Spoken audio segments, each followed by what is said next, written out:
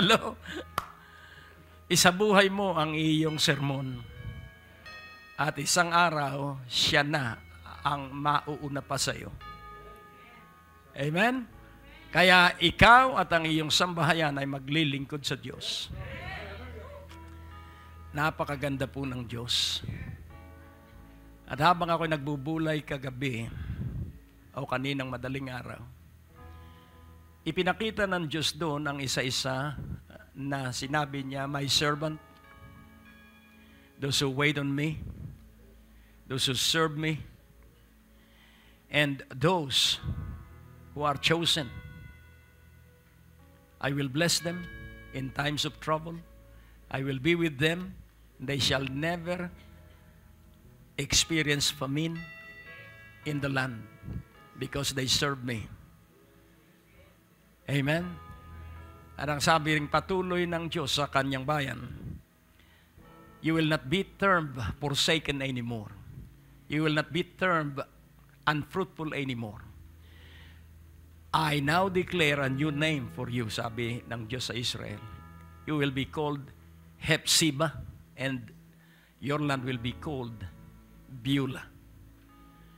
Ang Hephzibah po, ang ibig sabihin, God delights in you. Ang Beulah, your house is married to God. Your land, the land is married to God. Na ang ibig sabihin, kung ang lupain ay nakakasal sa Diyos, ang Diyos ang magpapala sa lupain. Amen? Kaya nga po, unawain nating mabuti. Ngayong gabi, isisiwalat ko sa inyo ang Diyos na hindi ninyo kilala. Sabihin mo sa iyong katabi at kayo'y magkwentuhan.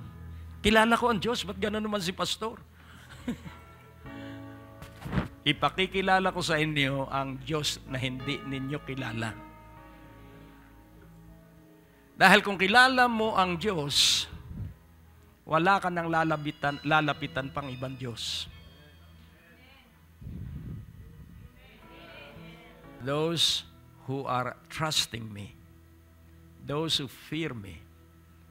Kaya kung ito po'y paunlarin natin sa ating buhay at palalawakin at palalalimin, lagi po tayong gagawing pangunahin ng Diyos sa lahat ng kanyang palatuntunan.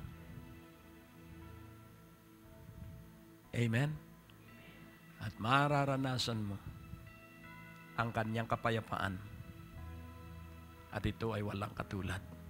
Wala pong problema sa Diyos, laging sa tao po meron. Amen po ba? Kaya hindi pwedeng sisihin ng sino man tao ang Diyos sapagkat ang Diyos ay tapat.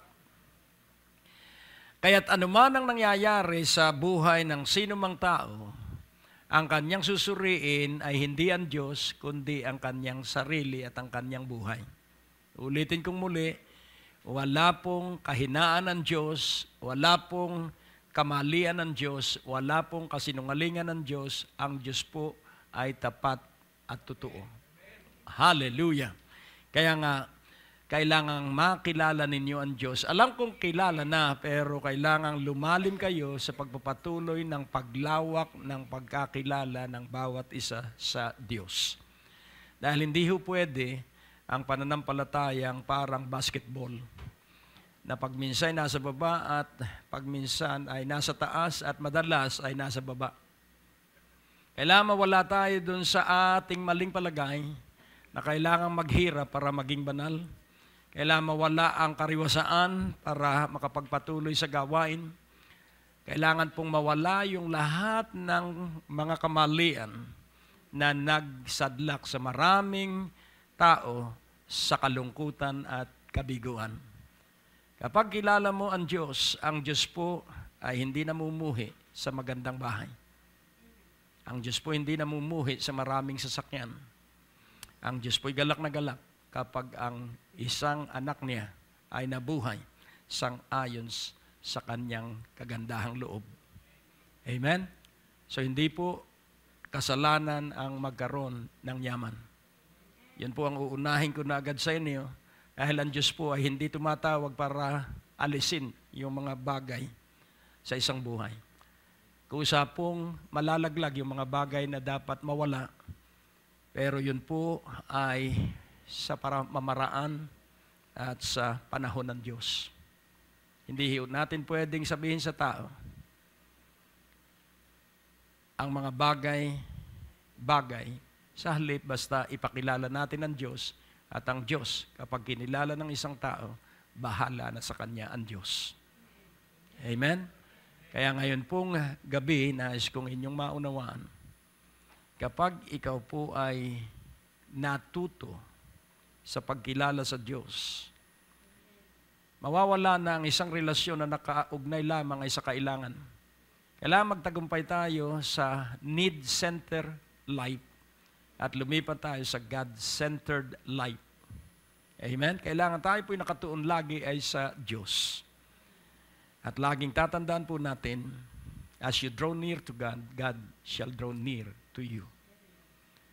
At ito po ay personal na pagpapasya. O Diyos, aming Ama,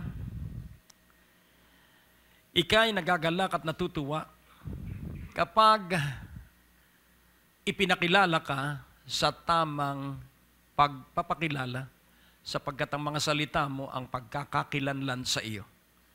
Kaya pagpalain mo ang lahat at matuto sila sa pagkilala sa iyo dahil ikaw ay napakabuting Diyos na punong-puno ng wagas na pag-ibig.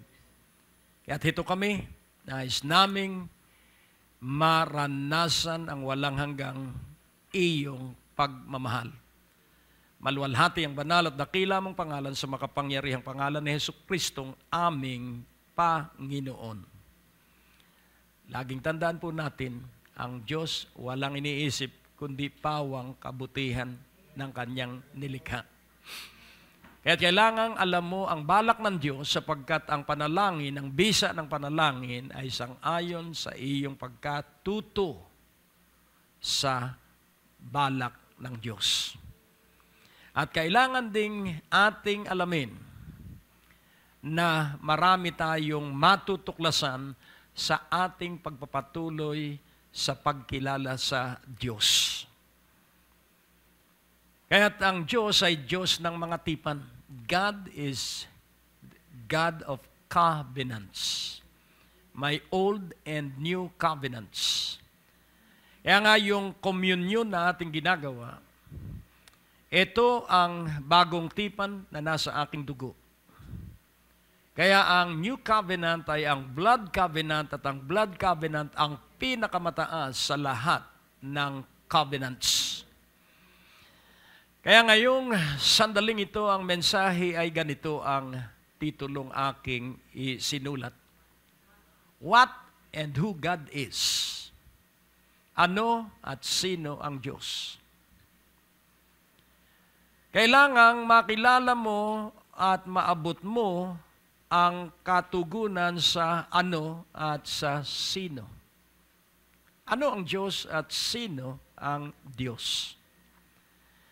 At yung titingnan po natin, ang Biblia po ay punong-puno ng mga salita na nagsasaad at naglalaman ng biyaya ng Diyos.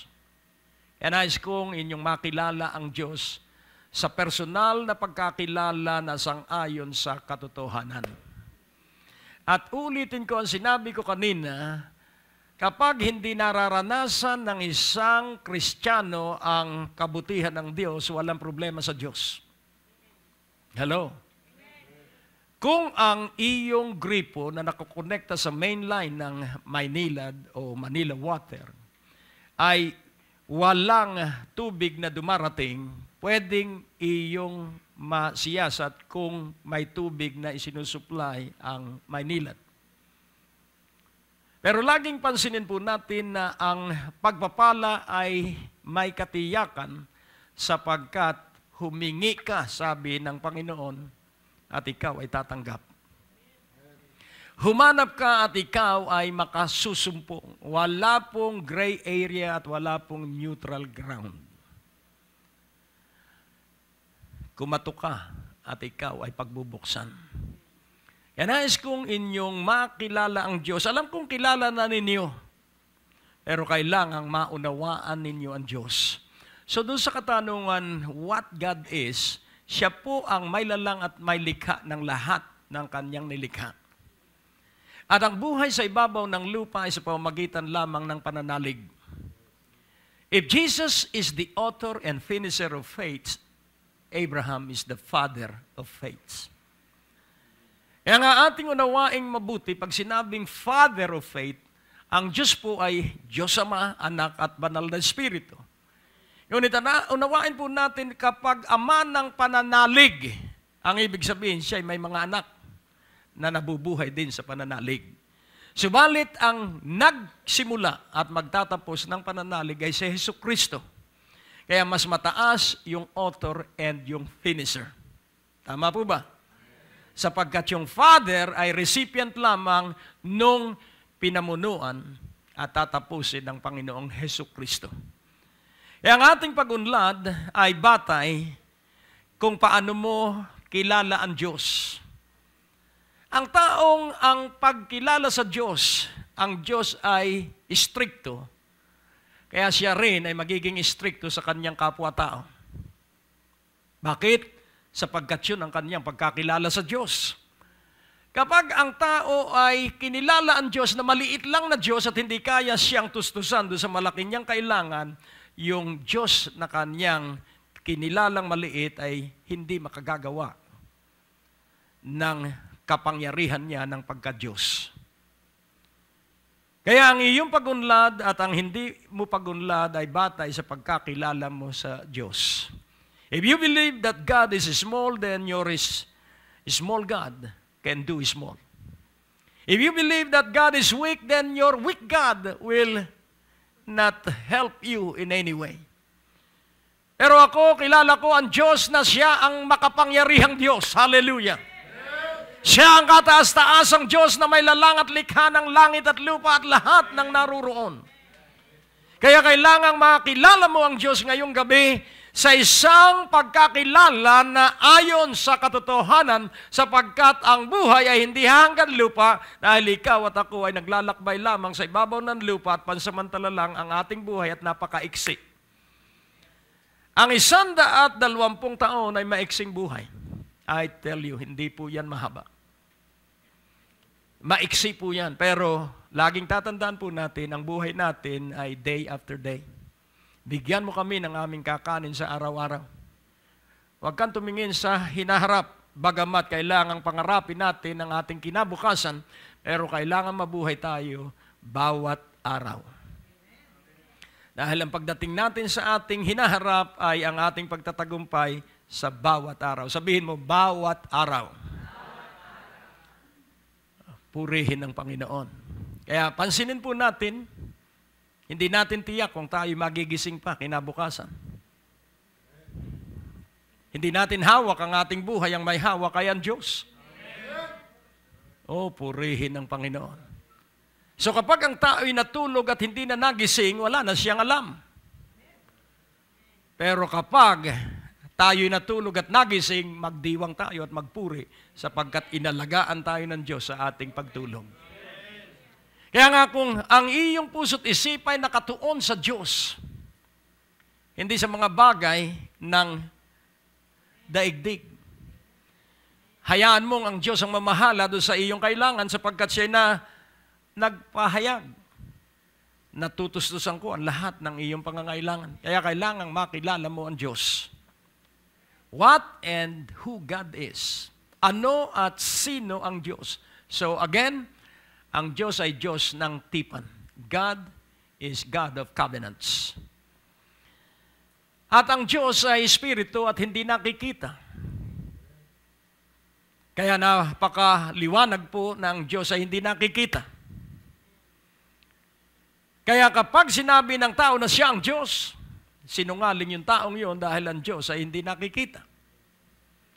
Subalit, bagamat ang Diyos ay hindi nakikita, ang pananalig ang ibinigay ng Diyos para ang hindi nakikita ay makita. Praise God. Kayo ba'y naniniwala na ang Diyos ay narito sa ating gitna? Kayo ba'y naniniwala na si Jesucristo ay narito? Kung gayon, kayo ay tama ang paniniwala. Kaya tingnan natin sandali sapagkat ang Diyos ay Diyos ng tipan at ang kanyang tipan ay hindi niya kakalimutan. Sa Hebrews, ayos kung inyong maunawa ang larawan ng katapatan ng Diyos. Sa Hebrews 13 verse 5, hindi tayo iiwan ng Diyos at hindi rin tayo pababayaan. Let your conversation be without covetousness, and be content with such things as you have, for He hath said, I will never leave thee and forsake thee.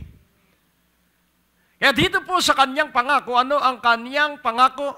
I will never leave thee. Ni isang maiksing segundo, hindi kanya iiwan. Hello? Nor. So yung nor po ay nakaugnay din sa never. So I will never leave you, I will never forsake thee.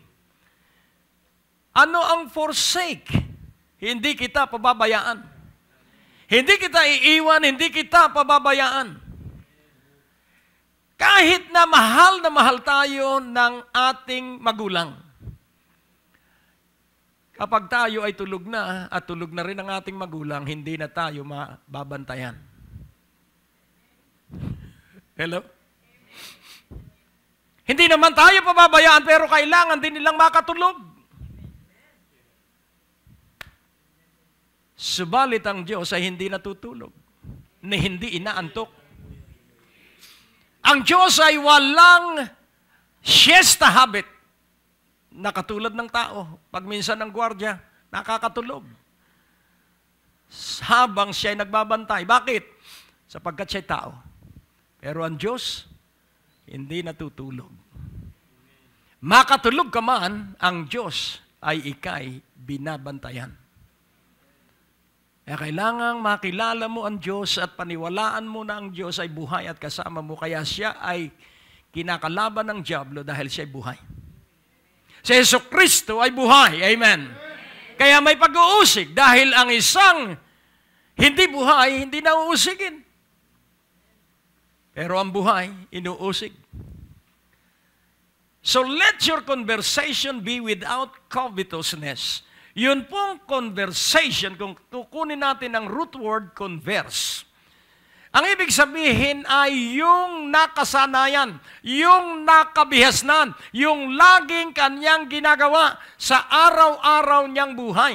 At ating pansinin sa pagkagising natin, ano ang unang ginagawa mo? Of course, sasabihin mo yung nananalangin kahit ikay tulog. At sasabihin mo na ikaw ay mag-aalmusal. Pero pansinin po natin, ang sabi ron lahat ng ating gagawin, kailangang walang pag-iimbot. Paano yun? Kaya nga, unawain nating mabuti para makaiwas tayo sa covetousness, kailangan tayo mabuhay na contented. So ano po yung kasiyahan? Kung ano ang meron ka sa iyong buhay, kung ano ang meron ka sa iyong bahay, masiyahan ka at huwag kang magmaktol sa iyong asawa o sa iyong mga anak. Amen po ba? Sapagkat pansinin po natin kung ikaw ay nagmamaktol dahil hindi mo mabili yung matagal mo nang gustong bilhing bag. Ngayon, ang sabi po rito, be content with such things as you have, for He had said, I will never leave you nor forsake you. So nais ko pong ipaunawa na hindi katiyakan ang ating husay sa ibabaw ng lupa sa pamamagitan ng ating lakas. Manghihina ang katawan ng tao pagtanda. Hello? Kaya nga ating uunawaing mabuti, preach the gospel of Jesus Christ. For the gospel is the power of God unto salvation.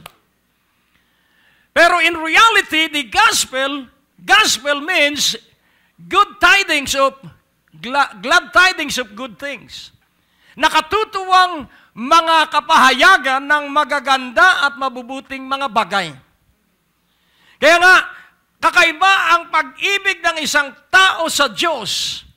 Sapagkat kapag ang tao ay dumadaan sa dilim at kabiguan sa kanyang tagumpay, hindi niya makakalimutan ng Diyos. Kapag ang tao ay dumaraan sa kirot at kasakit ng katawan sa kanyang kagalingan, hindi niya malilimutan ng Diyos. So, ma-appreciate natin ang liwanag kapag tayo ay dumaraan sa dilim. Ma-appreciate natin ang kalusugan kapag tayo nagtagumpay sa sakit. At ma-appreciate natin ang kaunting pinansyal na kaluwagan kapag dumaraan tayo sa mga kakapusan. Appreciation will come after being victorious sa lahat ng ating dinaraanan. At mapagtitibay mo sa iyong sarili, totoo nga, ang Diyos. Tapat nga ang Diyos! Napakabuti nga ng Diyos! At magkakaroon ng kapangyarihan ng iyong patutuo. Hindi po sa lakas ng boses, kundi sa katibayan ng karanasan mong personal sa kabutihan sa iyo ng Diyos. Kapag hindi mo naranasan ang kabutihan ng Diyos, hindi magiging convincing ang iyong pagdadala ng salita ng Diyos. Madali po ang sabihin sa taong, lumakad ka! Eh kung magsalita sa iyo, bakit nalumpo ka na rin ba? Hello? Kaya nais ko pong ipaunawa. Peter and John is so engrossed in their close and personal relationship with God. So boldness arises from that close fellowship with God. Yun pong katapangan at yun pong lakas ng loob ay yun po'y kusang lalantad dahil buhay ang iyong pakikipag-ibigan sa Panginoon. It is not us anymore. Pag nagpatong ako ng kamay, walang kapangyarihan ng aking palad. Ang may kapangyarihan si Jesucristo magtataas ng aking palad. Amen? Oh, purihin ang Panginoon. Kaya nga unawain nating mabuti. Kapag pinaniwalaan mong tuloy-tuloy ang Diyos, tatatag ang iyong buhay. At kapag pinaniwalaan mo ang mensahero ng Diyos, ikaw ay uunlad. Oh, purihin ang Panginoon. Kaya nga, iyong unawaing mabuti na walang nasasayang na paglilingkod at walang nasasayang na gawa sapagkat ang lahat ng ito ay nagkakalakip-lakip para sa kalwalhatian ng Diyos. At laging tandaan natin, ang ulan ay galing sa water vapor ng nainitang dagat o ng lahat ng katubigan sa buong lupa. Kapag ito ay nainitan, ito'y aakyat patungong alapaap at ito ay magiging ulan. Evaporation, then condensation, and then rainfall. Kaya nais ko pong ipaunawa, kapag nag-init ka sa Diyos, ang iyong daing ay aakyat sa langit at ito'y bababa ng malaking pagpapala at masaganang biyaya. Kaya kailangan matutukan dumaing sapagkat kailangan natin ng Diyos. O, purihin ng Panginoon. Alala ko si Manasseh, ipinahiya ng hari ng Babylonia at ginawang parang kalabaw. Linagyan ng butas ang kanyang ilong at tinalian. Linagyan ng sinsing yung kanyang ilong, tinalian at siya ay dinala sa Babylonia. At sa isang hari ito ay kahiya-hiya. Pero nagtiis siya at nagtiyaga. Alam niyo kung bakit siya ay nagtiis at nagtiyaga? Dahil sa kasalanan niya at ng kanyang nasasakupang mamamayan. Pinagtiisan niya yung lahat ng pagpapahirap na yon. Dahil karapat-dapat lamang na siya ay dumanas ng ganong kahihiyan. Dahil hindi niya sinunod ang Diyos. Tumagal ang ganong pagpapahiya sa kanya. Laging tandaan mo po, kapag ikay nanahimik sa panahon ng pagtutuwid ng Diyos, at hindi ka nagreklamo sa Diyos, at hindi ka nagbigay ng iyong pangangatwiran sa Diyos, at iyong tahimik na tinanggap ang kanyang ginagawa sa iyo, darating ang isang sandali na ang Diyos ay pipigilan yung nagpapahirap at nagpapahiya sa iyo. Dumating na sa kasukdulan ang pagtitiis ng Diyos. At hinatulan niya ang nagpapahirap kay Manasseh. At kailan dumating yung kasukdulan ng pananawa ng Diyos sa pagpapahirap ng hari? Nung si Manasseh ay napagod na rin sa pagkapahiya. Nais kong ipaunawa, kapag hindi ka napagod sa iyong kahirapan, kapag hindi ka napagod sa iyong mga pagsubok, ang ibig sabihin, hindi ka dudulog sa Diyos. Gagawin mo ang lahat ng kaya mo at hindi mo mararanasan ang supernatural na paggawa ng Diyos sa iyong buhay. At si Manasseh ay sumubsob sa harapan ng Diyos at siya ay umiyak at humingi ng tawad.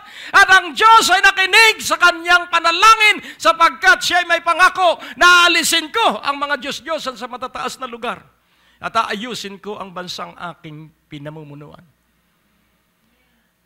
At pinarusahan ng Diyos ang mga nagpahirap sa kanya. Yan, nais kong ipaunawa sa iyo na ang katapusan ng lahat ng iyong paghihirap at kakulangan ay sa sandali na ikay magpakumbaba sa harapan ng Diyos. Amen? Sa sandali na hingin mo ang tulong ng Diyos. Hallelujah! Nais kong inyong maunawaan na parang basketball, parang football, may first half at second half ang buhay. Naalala ko ang isang lalaki na napakahusay sa football. At sa sobrang paghahangad niya na magnalo sa championship, ito'y noong 1930 nangyari, kinuha niya ang bola at sinipa niya ng sinipa at kahit na hadlangan siya, walang makahadlang sapagkat siya'y nakatingin ay sa kanyang mithiin. Mental focus of the desire. Pero ang hindi niya namalayan, sinisipa niya yung bola papunta sa goal ng kalaban. At hinadlangan siya ng kanyang mga kakampi at hindi siya mapigilan. Dahil doon sa kanyang obsession na sila ay mag-champion, nakaligtaan niya na ibang goal. Yung kanyang pupuntahan at naka-score siya. At natapos ang first half at sa dugout, siya umiiyak at hiyang-hiya siya sa coach. At halos siya'y mamatay sa kanyang ginawang pagkakamali. Remember this, huwag kang magtatagal sa pagsisisi o paninisi sa iyong sarili. Do not stay any longer on guilt trip. May kapatawaran ang lahat ng kasalanan, may kapatawaran ang lahat ng pagkakamali at pwede kang maibalik sa second half. Hello? At ang sabi ng coach, ang first five o ang first team ang muling maglalaro sa second half at umiyak siya. At ang sabi niya, wag na po ako coach, wag na po ako coach. At ang sabi niya, hindi. Ikaw pa rin ang maglalaro at siya ang nagpa-champion doon sa kanyang team. This time, alam na niya ang kanyang goal. This time, alam na niya na ang kanyang goal ay yung kanyang dapat na pupuntiryahin. Kaya kung alam mo na at kilala mo ang gusto ng Diyos sa iyo, walang makapipigil sa iyo sapagkat hindi ka nakatingin sa hadlang sa iyo. Nakatingin ka ay doon sa iyong magandang kinabukasan na nakatakdang mangyari sa iyo. Maaari po kayong sumulat sa P.O. Box 4135 Manila, Philippines para po sa inyong mga prayer request at testimonies. At maaari rin po kayo tumawag sa ating telepono bilang 723-8752 sa 726-4110 para sa mga ministry information at ibang mga katanungan. Maaari din po kayo mag-text sa 0919-896-0904, 0915-391-7408 at sa 0922-820-9863. At kung kayo po'y napagpala, hinahamon po namin kayo na magbigay ng donasyon sa gawain ito. Maaari nyo pong ipadala sa Banco de Oro West Green Hills Branch. Account name Greg Durante Ministries. Account number 219-800-6784. Padala nyo lamang po ang mga deposit slips sa pamamagitan ng fax sa 726-4110 o sa ating email address sa bishopgregdurante@gmail.com. Malugod po namin kayong inaanyayahan sa aming Sunday worship service sa ganap na alas 10 ng umaga at alas 5 ng hapon sa biyaya ng Diyos Christian Fellowship. Sa second floor, Medicor Building, Ortigas Avenue, Green Hills, San Juan. At maaari nyo rin pong bisitahin ang ating website sa www.gregdurante.com para sa mga preaching resources at iba pang detalye ng ministeryong ito. Hallelujah! At ito ang sasabihin ko sa inyo. Ang inyong pagpapalang nawala noon kapag nagsimula ka ngayon, 4 na saling lahi, hindi mauubos yung pagpapalang ibubuhos sa iyo ng Diyos. the latter part of your life will be blessed more than the beginning. Laging ang Diyos ay labis at sobra-sobra kong magpala. At bakit mangyayari ito? Because of the covenant. Oh, glory. So ang Diyos po, ipakikita ko sa inyo the goodness of the Lord, the mercy of the Lord, the grace of the Lord, and the favor of the Lord. Kailangan makilala mo ang Diyos bilang El Shaddai. Kailangan makilala mo ang Diyos bilang Jehovah Jireh. Pero bago ko ipakilala ang Diyos, dahil kailangan mawala ang pangamba at takot mo na baka ikay tumandang mahirap. Wala po ritong tatandang mahirap. Sabihin mo sa iyong katabi, walang tatandang mahirap. Sapagkat ang Diyos nakataas-taas ang ating Ama, ang may lalang at likha ng langit at lupa, at ibinigay niya ang kaisa-isa't bugtong niyang anak. Amen. So kayo ba'y naniniwala? Kayo ba'y naniniwala? Sa Genesis 12, ipakikita ko sa inyo ang tipan. So the gospel is, in reality, the covenant. The gospel of the covenant of God. So the covenant of God is the gospel in reality. At ang sabi po sa verse 1 ng Genesis 12, Now the Lord had said unto Abram, Get thee out of thy country and from thy kindred and from thy father's house unto a land that I will show thee. Verse 2, And I will make of thee, ito po yung kanyang pangako. Yung verse 1 ay utos. At sinunod ni Abraham yung iniutos sa verse 1. At nangako ang Diyos bago siya kumilos. Si Abraham bago siya kumilos. I will make of thee a great nation. So ano ang pangako ng Diyos? Siya magiging dakilang bansa. And I will bless thee. Ang pangalawa, ikaw ay pagpapalain ko. Ang pangatlo, and make thy name great. So, great nation, bless thee, and great name. And thou shalt be a blessing. So, kailangan pagpapala ka sa iyong buong sambahayan. Kailangan pagpapala ka sa mga kamag-anak mo. Kailangan pagpapala ka sa mga kapitbahay mo. Kailangan pagpapala ka sa iyong bayan. Kailangan pagpapala ka sa buong sangkatauhan. So, ang pangarap ng Diyos that thou shalt be a blessing, katulad ng pangako niya kay Abraham. At paano ka magiging pagpapala? Kapag ginawa ng Diyos yung una, greatness. Pangalawa, blessing. So, sino ang maggagawa na tayo maging dakila? Ang Diyos. At doon sa paggawa niya na tayo dakila, tayo ay kanyang pagpapalain. At paano tayo magiging dakila? Dahil tayo nasa bagong tipan, ang tipan ni Abraham ang siya ring bagong tipan, ngunit sa lumang tipan, ang kasundo lamang at kasama doon sa tipan ng Diyos ay ang mga Hudyo. Yun po ang original na covenant. Pero sa New Testament, tipan pa rin ng Diyos kay Abraham, pero kasali na ang mga hintil na tinanggap si Jesucristong kanyang tagapagligtas. So the new covenant is the same old covenant of God with Abraham na ating tinanggap because of Jesus Christ. Amen. So ano ang mangyayari sa iyo because of Jesus Christ? He will make you great, He will bless you, and He will make your name great so that you will be a blessing. So sino po ang gagawa? At pansinin po natin ang verse 3. And I will bless them that bless thee, and curse him that curseth thee, and in thee shall all families of the earth be blessed. Thou shalt be a blessing, and all the families of the earth be blessed. Ano po ang ibig sabihin nito? Ito po yung kabuuan ng tipan. Dahil ang Diyos ay nakipagkasundo kay Abraham, at dahil ikaw at ako ay nakasama doon sa kasunduang yon dahil kay Jesucristo, tayo ay nasa pagpapala ng Diyos. Sabihin mo sa iyong katabi, dahil kay Jesucristo. Katulad ni Abraham, ikaw ay nasa pagpapala ng Diyos. Huwag mo yung kalilimutan.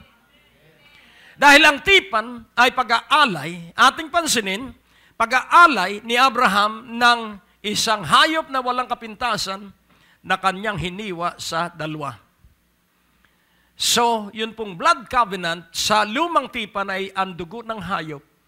Pero sa bagong tipan, kailangan maunawa mo yung sinabi ni Juan Bautista, the Lamb of God that taketh away the sins of the world. So sa bagong tipan, ang batang kordero o ang kordero, ang batang tupa ay si Jesucristo. Sa bagong tipan, ang inialay mismo ng Diyos ay ang kanyang anak. Sa lumang tipan, ang iniaalay ay mga hayop. Pero sa bagong tipan, si Jesucristo mismo ang inialay ng kanyang Ama para sa iyo at sa aking biyaya at pagpapala. So dalawang partido, ang Diyos at si Abraham, ang Diyos at ikaw at ako. At ating pansinin na bawat araw kailangan mag-aalay ka ng iyong katawan. Hello? Kailangan pagkagising sa umaga, iaalay mo ang iyong katawan bilang isang haing buhay. Every day, we must give an offering in what is that offering? Our bodies. Hallelujah. At kapag inialay mo ang iyong katawan sa umaga pagkagising mo, ang buong maghapon mo ay sasamahan ng Diyos at yung pagpapalang kanyang ipinangako ay dadaloy sa iyo. Ang magpala sa iyo, ang bumili ng iyong paninda ay paliligayahin ng Diyos. Hallelujah. Puri. Nagigising na kayo, nakikilala nyo na ang Diyos. Kaya nga ating unawain, those who bless you, I will bless. So ito po'y tipan, sapagkat ang tipan po'y kasunduan ng dalawang tao, kasunduan ng Diyos at ni Abraham, kasunduan ng Diyos at ng mga nasa simbahan ng Panginoong Jesucristo. May pangako ang Diyos. Ang tipan po ay pagsasanib puwersa ng dalawang pamilya. Naalala ko at naikwento ko na ito sa inyo si David Livingstone na isang misyonerong English. At siya pumunta ng Africa at siya ay asthmatic. Nagpe-pray siya pero hindi inalis ang asthma sa kanya. Hindi sa Diyos ang asthma, pero nandun at siya binigyan ng Diyos ng kakayahan na ito ay mapagtagumpayan. For so many years, nasa jungle of Africa, si David Livingstone. At nagtataka ang isang misyonero na sumunod sa kanya, ang misyonerong ang apelyido Stanley, at siya naman ay may ulcer. At hindi pwedeng siya ay magutom. Kailangan pagkagising sa umaga, kailangan may almusal agad siya. Pero pansinin natin, siya ay pupunta ay sa jungle of Africa. So dalawang misyonero na ginamit ng Diyos sa makapangyarihang paggamit dahil sila ay nabuhay sa tipan ng Diyos. Hello? We have to be a covenant partner of God, and that is what we are. Amen po ba? Kaya't natutunan niya na sa jungle of Africa maraming tribo at ang kanilang hilig ay pumugot ng ulo at kumain ng tao. Subalit, natuklasan nila na kapag ang chieftain ng anumang tribo ay nakasundo, kailangang ang David Livingstone ay makipagtipan sa mga chieftains ng iba't ibang tribo sa buong Africa. At ito'y natuklasan din ni Stanley na kailangang mag-enter sila sa mga chieftains dahil itinuro ng kanyang guide.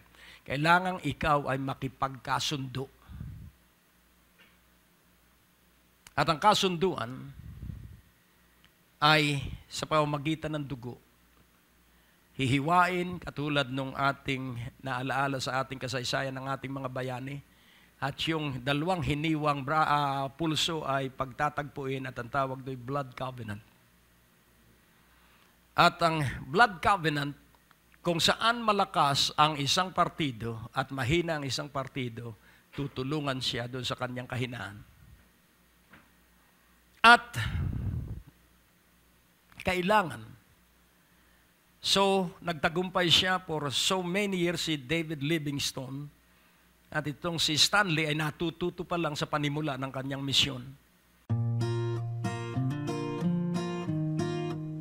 May mga na-miss ka bang broadcast ni Pastor Greg? Huwag malungkot, maaari mo na itong balikan sa pamamagitan ng pag-log on sa www.greggdurante.com. Doon sa ating website, i-click lamang ang mga video preachings na nais mong mapakinggan, English o Tagalog o anumang mga title na nais mong panoorin at 24 hours, 7 days a week, mapapakinggan at mapapanood mo si Pastor Greg.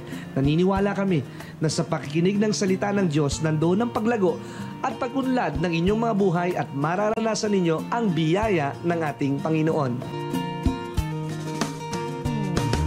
Paanyaya sa lahat ng ating mga taga-subaybay na dumalo sa ating Friday Night Revival sa darating na November 4, November 11, November 18, at November 25. Dito sa lugar na ang himala ay madalas na nagaganap sa Grace Revival Center, 2nd floor, Medicor Building, Ortigas Avenue, Green Hills, San Juan, sa ganap na alas 6:30 ng gabi. Welcome po ang lahat. Para sa detalye, tumawag sa 723-8752 o bisitahin ang ating website sa www.greggdurante.com.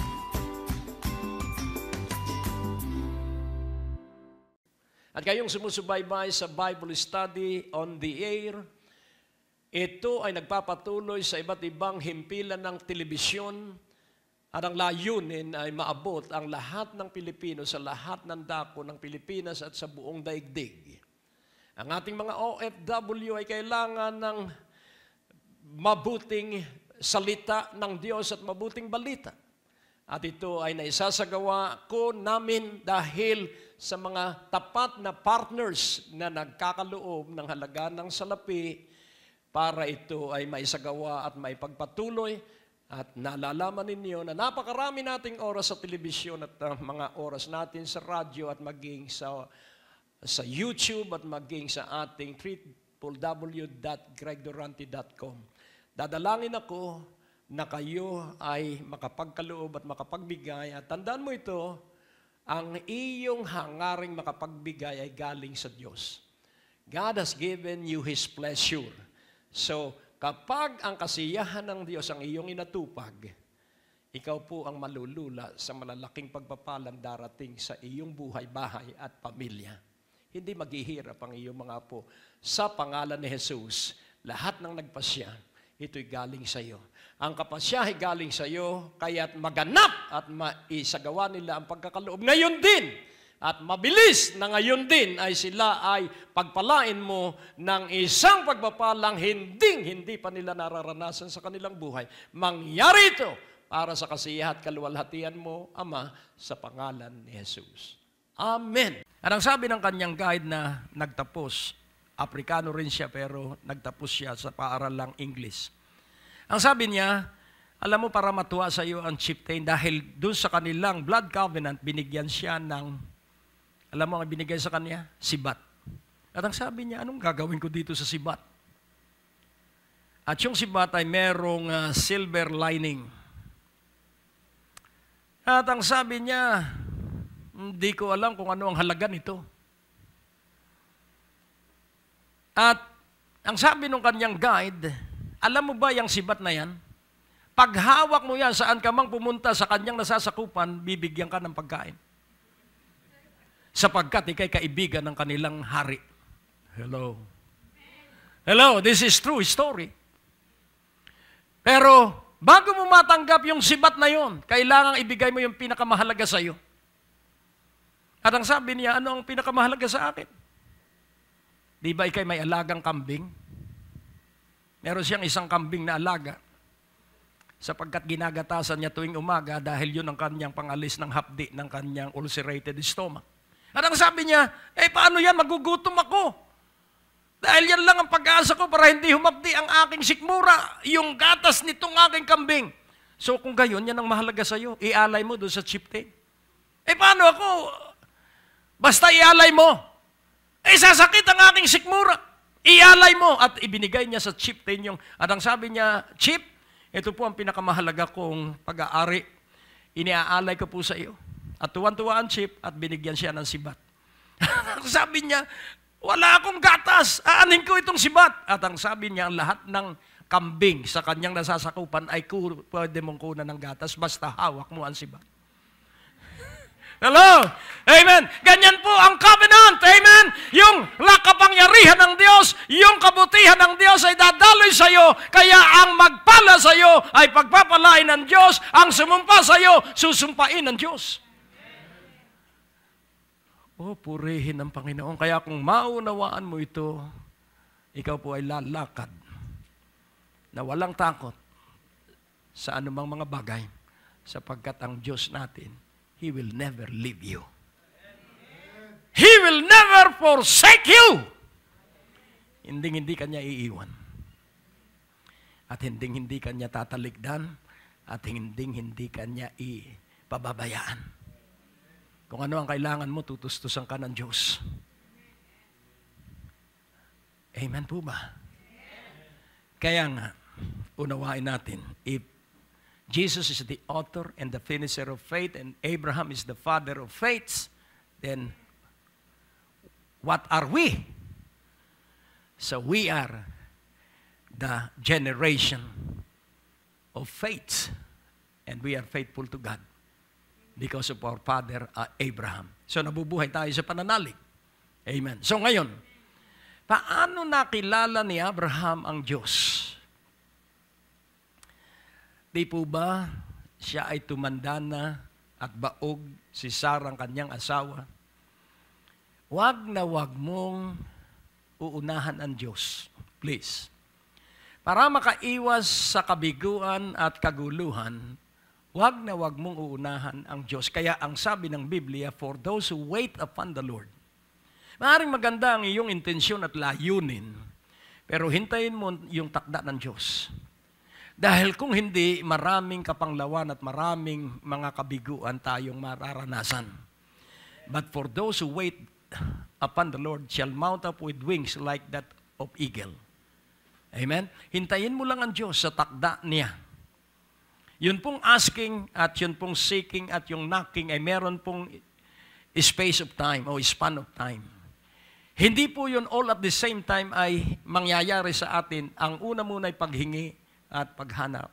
Seek ye first the kingdom of God and His righteousness, and all these things shall be added unto you.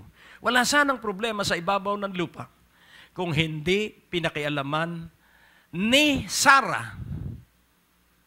Wala sanang Ismael kung hindi ibinigay ni Sarah ang kanyang alila kay Abraham. Sipingan mo siya at baka yung magiging anak mo sa kanya ang siyang tagapagmana ng langit. Pero hindi po. Kailangang merong sarili siyang anak. Kaya doon po niya nakilala sa sandali ng iyong pangangailangan, doon magpapakilala ang Diyos. So ano ang pangangailangan ni Abraham? Kailangan magkaroon siya ng anak na lalaki.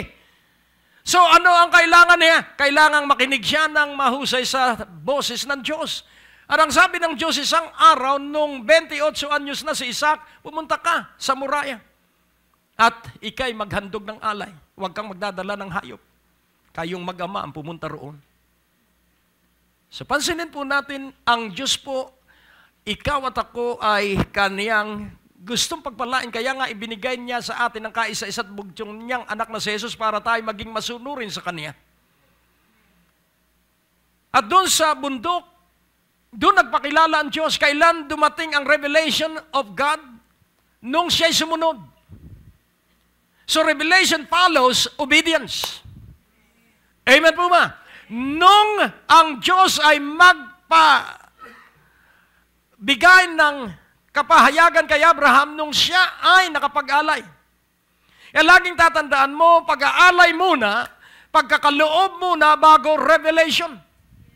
Kaya sa pagkagising sa umaga, ialay mo na ang iyong katawan. Romans 12:1, hindi na natin babasahin yon. Pero laging unaawain mo, pag-aalay muna bago ka pahayagan. Salamat sa impit na amen. Dahil marami sa Kristiyano ay pagtanggap muna bago pag-aalay. Huwag mong kalilimutan na tinanggap natin si Jesucristo. Hello, inialay ng Diyos ang kanyang anak, kaya kailangan ialay mo ang iyong katawan sa kanya. Dahil yung inialay niya, ang siya ring ating ibabalik sa Ama at yun ay ang ating katawan. Oh, purihin ang Panginoon. At ano po ang nangyari doon sa bundok? At doon nakita ng Diyos na si Abraham ay masunurin. At si Isaac ay masunurin din. Ang mag-ama ay parehong masunurin sa Diyos. Hindi sila nag-wrestling. Sipisipin mo, so kung nung isilang si Isaac, 100 taong gulang na si Abraham, 28 anyos na po siya, ilang taon na si Abraham? Di uugoy-ugoy na siya. 128 years old, kayang-kaya siyang bunuin ni Isaac. Pero anong sabi ni Isaac? Dahil lumaki siya sa Diyos, sa influensya ng kanyang ama. Kung ano po ang ibig ng Diyos, atin pong sundin. Sabihin mo sa iyong katabi kung ano ang ibig ng Diyos. Ating sundin. Purihin ang Panginoon. At nung iaalay na niya ang kanyang anak, ang sabi ng anghel, itigil mo ang iyong gagawin sapagkat nasumpungan ng Diyos ang katapatan ng iyong puso. Sabihin mo sa iyong katabi, pag nasumpungan ng Diyos ang katapatan ng iyong puso, pagpapalain ka ng lahat-lahat ng nasa langit at lahat ng nasa ibabaw ng lupa. Amen. At marami sa inyo ay nasumpungan ng Diyos na tapat dahil kahit bumagyo at lumindol, kayo ay dumadalo sa gawain. At kahit sobra ang higpit ng traffic, kayo ay nakadadalo pa rin. Kaya napatunayan ninyo sa Diyos ang inyong pagtatapat. Ang ibig ba sabihin yung mga hindi nakakadalo ay hindi nagtatapat? Ang ibig ko po sabihin ngayong pagkakataong ito. Amen? Sila'y tapat din, pero sa pagkakataong ito, kayo ang nasumpungan ng Diyos. Kaya nga po sa bawat pagtitipon natin, may laging bagong kapahayagang gagawin ng Diyos at kailan darating ang kapahayagan sa bagong pagsisiwalat ng Diyos kapag ikay sumunod. Noah found grace in the sight of God and he obeyed what God told him to make an ark. And Moses found grace in the sight of God at tinalikdan niya ang Ehipto. Meron pong pagsunod kapag ikay nakasumpong ng grasya sa Diyos. At kapag iyo pong ginawa ang ipinagagawa ng Diyos, ang pagsama ng Diyos, ay mangyayari, I will never leave you, I will never forsake you. Hindi ka po pababayaan ng Diyos. At sa katuparan ng iyong pagkamasunurin, buong buhay mo hanggang 4 mong saling lahi, ang pagpapala ay tuloy-tuloy at hindi mapipigilan. Ang Diyos po ay napakabuti. At nakakilala niya ang Diyos na Jehovah Jireh. Hindi na po natin iisa-isahin yung mga talata. Ang Jehovah Jireh, ang Jireh po, ang ibig sabihin ay God, you shall see God. Another meaning is provider. Kaya God, Jehovah Jireh is the God who always provide. And another meaning of Jehovah Jireh, God is the God who will give you the vision. Hello? The vision of the future. Amen? Kaya nga ang sabi ng Panginoong Jesucristo at ang banal na Espiritu ay ituturo sa inyo ang mga katotohanan sa mga darating na panahon sa hinaharap. Kaya nais kong iyong maunawaan na ikaw ay hindi pinababayaan ng Diyos at kailanman hindi ka pababayaan ng Diyos. Ikaw ay sasamahan ng Diyos at lagi mong makakasama ang Diyos. Mag-anuman ang mangyari sa ibabaw ng lupa, ikaw ay laging sasamahan ng Diyos. Kaya nga ating unawain ng El Shaddai, ang ibig sabihin ng El Shaddai, ano po ang ibig sabihin ng El Shaddai? So ang El Shaddai, ang full meaning, dalawa, my supplier and my nourishment. Sapagkat ang El Shaddai, ang ibig sabihin ay parang isang suso na nagbibigay ng nourishment o sustenance sa kakailanganin mo sa 24 oras sa araw-araw. So El Shaddai means that He shall supply all your need. El Shaddai means that He shall nourish you and make you healthy every day of your life. Kaya nga ang sabi ng Biblia, ang sabi niya, darating ang panahon na ang tao ay mabubuhay ng 100 taon at hihigit pa ng 100 taon ang mamamatay nang wala sa 100 taon na hindi kinalugdan ng Diyos. Yun po ay sa lumang tipan. Kaya nga unawain nating mabuti, laging tatandaan mo na ikay sasamahan ng Diyos at huwag kang malulungkot kung ano man ang nararamdaman mo sa iyong katawan, ikay iaangat ng Diyos at paabutin ka ng 70 taong gulang. Amen. Huwag mong titingnan ang iyong sarili sa pangingirot ng iyong mga kasukasuan. Iyan ay mapagtatagumpayan mo dahil ang Diyos natin ay ang ating El Shaddai at ating Jehovah Jireh. He shall provide, He shall nourish, and He shall give us the vision of the future. Na makikita mo ang tagumpay ng apo mo sa talampakan. Kung pagbibigyan ka ng Diyos na mabuhay ng 200 taon. Pero ang titiyakin ko sa inyo, makikita mo ang tagumpay ng iyong mga anak at ng iyong mga apo sa iyong mga anak. Kaya kailangan mabuhay ka sa ganitong katotohanan. Because God is good. Sabihin mo, God is good. All the time. God is good. All the time. Sa Psalms 119:68, if you accept the goodness of the Lord, thou art good and doest good. Teach me thy statutes. Ikaw, O Diyos, ay mabuti at ikay gumagawa ng lahat ng kabutihan. Turuan mo ako para matuto ako sa iyong mga tuntunin, para matuto ako sa iyong mga salita. Kaya nga, kapag iyong tinanggap at tinangkilik ang kabutihan ng Diyos, ang awa ay dadaloy sa iyong buhay. Ano po ba ang God's mercy? Or God's mercy? Sa 2 Corinthians 1:3. Nais kong maunawaan mo kung ano ang goodness, because from goodness will flow God's mercy. Blessed be God, even the Father of our Lord Jesus Christ, the Father of mercy. Sabihin natin, the Father of mercies and the God of all comfort. Kapag ikaw ay tumanggap ng awa araw-araw mula sa Ama, ikaw ay tatanggap ng kaaliwan mula sa Diyos. The Father of mercy, amang makapangyarihan. Sa pagkasiwalat ng makapangyarihang katotohanan ito na galing sa iyong salita, pagpalain mo ang bawat isa at mula ngayong gabi, sila ay kaibang-kaiba na at hindi na sila katulad ng dati. Sapagkat kilala ka nila sa personal na pagkakilala that you are El, the powerful God, Shaddai, the one who will supply all our need, and the one who will always be with us. You will always nourish us. You will always give us all the food that we need and all the drinks that are essential to our physical body and health. Sa iyo po ang kalwalhatian at sa iyo po ang papurit parangal sa makapangyarihang pangalan ni Jesus. Inaanyayahan po namin kayong makinig sa aming mga radio program.